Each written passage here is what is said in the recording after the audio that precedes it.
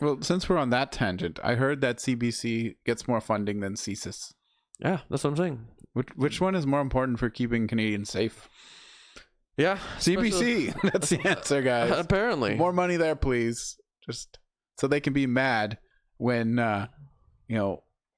alternative media is asking questions at debates. That's something we didn't talk about these debates. Did you see the press scrum questioning afterwards? After the French one?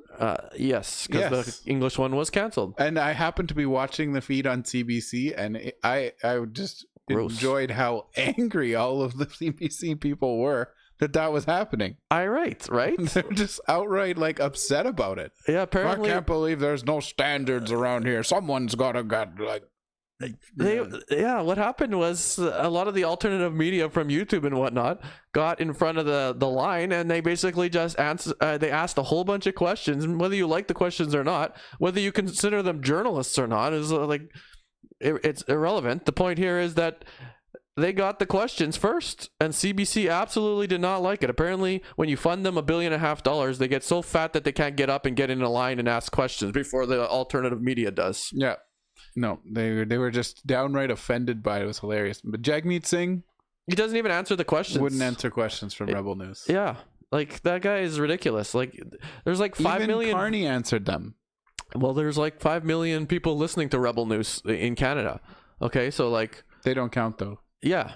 Apparently they don't count. There's a huge amount of Canadians. You should probably answer some of their questions to the best of your ability, even if you do it politically and with no speak, right? At least give them the courtesy of dodging their questions and then babble about healthcare, whatever he wants to do. Yeah, you're basically telling people. You're basically telling a vast swath of Canadians that they don't matter.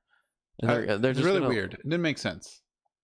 Well, it does make sense in the sense that the CBC is trying to create a market cap on journalism and have them doing it, that's, I like all forms of media, because you know what, there's just sometimes better quality from independent sources.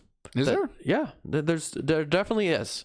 You hear all sides of the story if you listen to independent and mainstream and all that. So I prefer everybody to get out there and ask their questions, and then if you have the frickin' mainstream media just getting on their platform and saying everybody else isn't even a journalist and we have to have integrity and we're the best because we get funding and we just are for whatever reason. So I was frustrated with it because though I don't tend to lean towards any of the leftiness, I still like to hear their perspective, because I like to hear all the perspectives so I can formulate an opinion. That's good. And so that's why I was watching on CBC for that debate. And then they spent their whole time, the CBC, the panel there, the whole time they were supposed to be analyzing the debate that just happened, they were just complaining about the questions that were asked. Yeah. They basically didn't talk about the debate. And I was like, I would like to have heard their thoughts on the actual debate. Not their whining that other media were getting to ask questions that they didn't like.